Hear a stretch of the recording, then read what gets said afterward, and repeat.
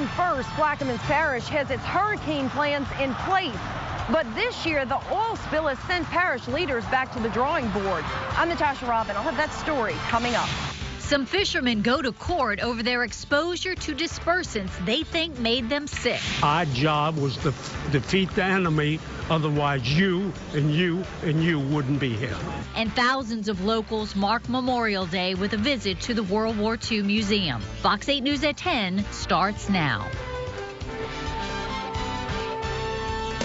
Live in HD from WVUE TV New Orleans, this is Fox 8 News at 10.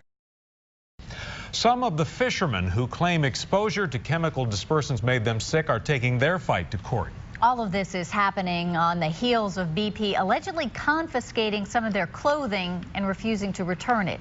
Now those fishermen have filed for a 3-part temporary restraining order. Jennifer Hale has the story.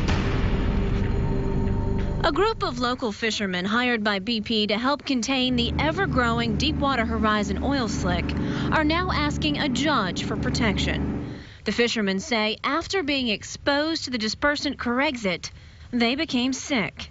In this affidavit, commercial fisherman John Wunsel describes how, over the course of a week of working around Corexit, his blood pressure shot up, his nose started bleeding, his body ached, and he eventually became completely unable to function.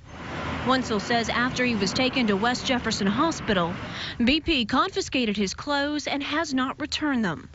Wunsel, along with other fishermen exposed to Corexit, have filed this request for a temporary restraining order. It asks the court to block BP from altering, testing, or destroying the fishermen's clothing or any other evidence in this case, to stop BP from using the dispersant unless the company hands out the appropriate personal protective equipment, and to ensure BP doesn't retaliate against fishermen who raise health and safety questions.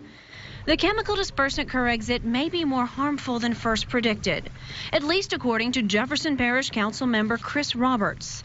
He warns Corexit is now destroying parts of boats. There's an impeller which is on the boat that is made of a petroleum-based product, which is rubber, and the dispersant in the water is actually eating away at those impellers. Roberts says he thought the dispersant was just being used at sea in deep water, but now he believes it's found its way close to Louisiana's shore, where fish breed, people swim, and animals nest. It's pretty evident now that through the tides and the currents that the dispersant is coming into areas where a lot of our shellfish, oysters, fish, crabs are harvested. The place where you're seeing the boat's equipment literally be eaten up by this dispersant is close to the shore. Correct. Actually inland in some of our inland bays. That's frightening. It is. There's no question about it. We've called BP, but so far we've been unable to get anyone on the phone.